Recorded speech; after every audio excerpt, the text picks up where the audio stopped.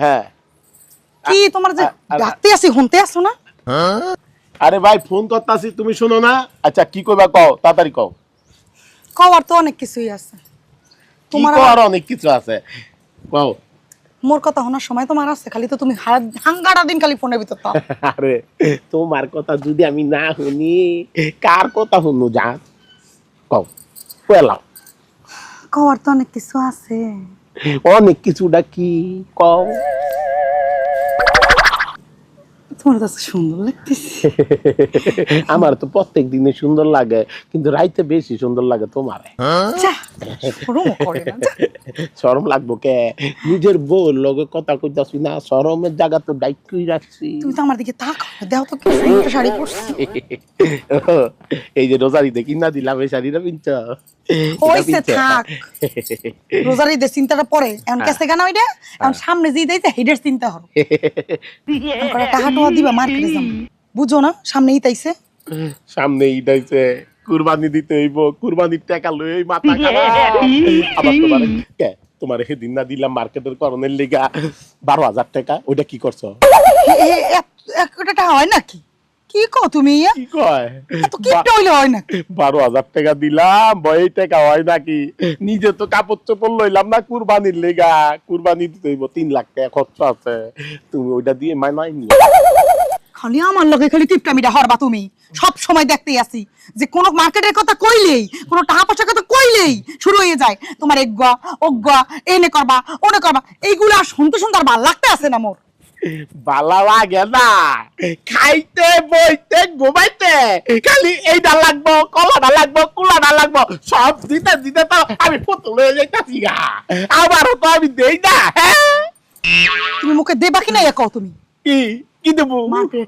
মার্কেটের টাকা দিতে পারতাম না, কুরবানি দিতে হইব। কুরবানির ঈদ আইতাছে সামনে, 10 দিন পরে কুরবানির ঈদ। ঠিক আছে, কি আছে? মুইও দেখ গেলাম যে মার্কেটের টাকা কেমন। কি দেখবা?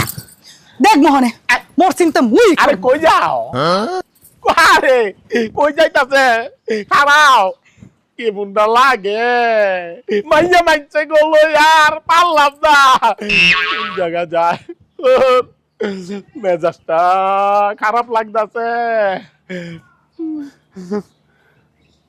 আর ভাল লাগে না।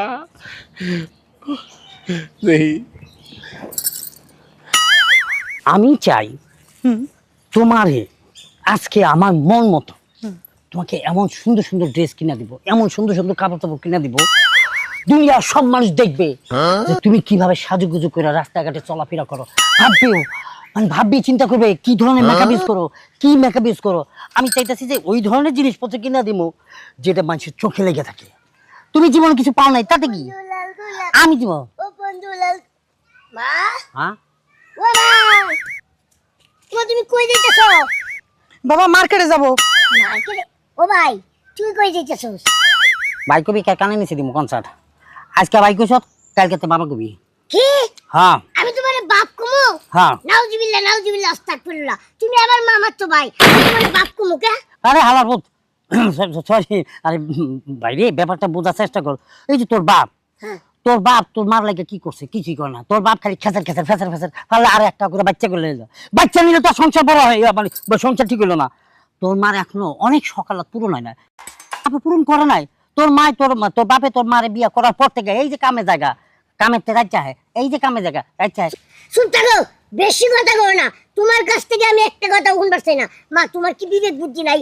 ওটা হচ্ছে আমার মামার তো ভাই, তুমি তার লগে যাইতেছো মার্কেট করবার, এটা কোনো কথা হইলো?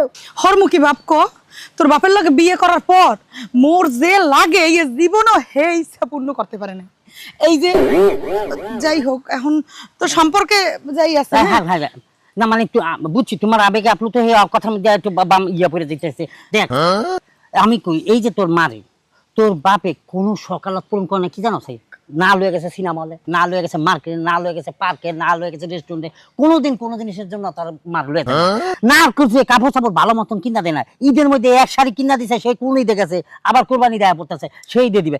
এই যে ভাই তুমি যত কথাই কও, মা তুমি দরকার পড়লে আমার সারার লগে তুমি বাইকে যাইতে পারো বা মার্কেটে যাইতে পারো বা তোমার একটা পরকীয়া বন্ধু থাকতে পারে, এটা স্বাভাবিক। তাই বলে তুমি আমার মামাতো ভাইয়ের লগে মার্কেটে যাবা, এনে যাবা, ওনে যাবা, গ্রামের মানুষ যদি হলে তাহলে কি করবো? আচ্ছা ঠিক আছে, আমিও ডিসিশন নিছি, একটা কঠিন ডিসিশন।